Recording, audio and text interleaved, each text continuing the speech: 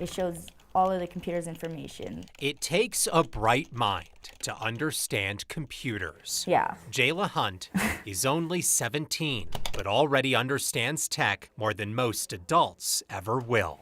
It's just so fascinating to see all the things that you can do. Jayla graduated high school at just 16 with dreams of working on Air Force computers. I've always wanted to go into the military, always. But even the biggest dreams and brightest minds can be impacted by tragedy. That's Dan and Jayla. Jayla was just 11 when her father was murdered in Colorado Springs. I was going into 6th grade, and not having my dad there to walk me into those doors really hurt.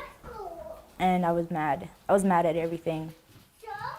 I was mad at myself because I thought I drove him away. I thought I was the problem. Jayla started to self-harm and began having suicidal thoughts. There are long-lasting effects from a sudden death like that. Her mom, Katie, decided to place her in the Southern Peaks Regional Treatment Center in Canyon City, where she quickly began receiving letters saying Jayla had been put in a restraint by staff. I would get these phone calls and ask how long that a restraint was in place, sometimes 30, 40 minutes, sometimes multiple a day, and it just felt like it was incredibly unnecessary, and Jayla actually was worse because of it.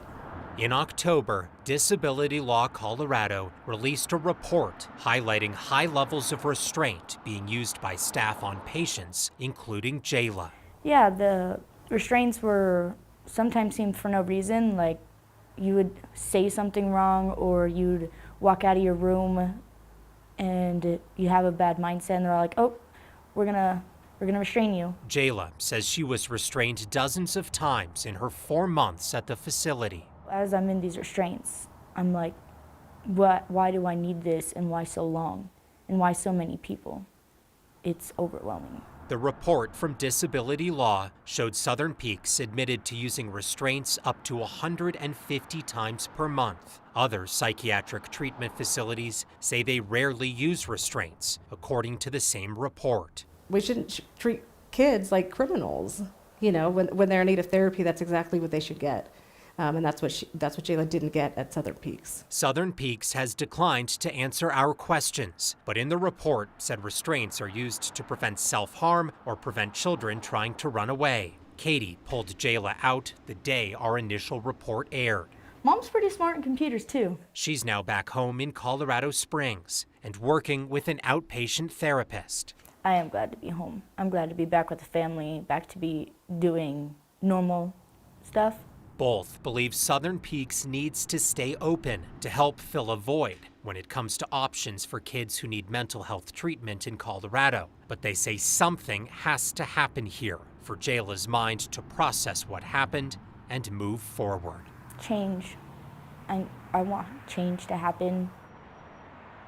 In a statement, the Colorado Department of Human Services said it takes any concerns seriously and will take action as needed. They say privacy laws limit what they can share about specific reviews or findings, but say they'll address any issue identified through that process. Evan Krugel, 9 News.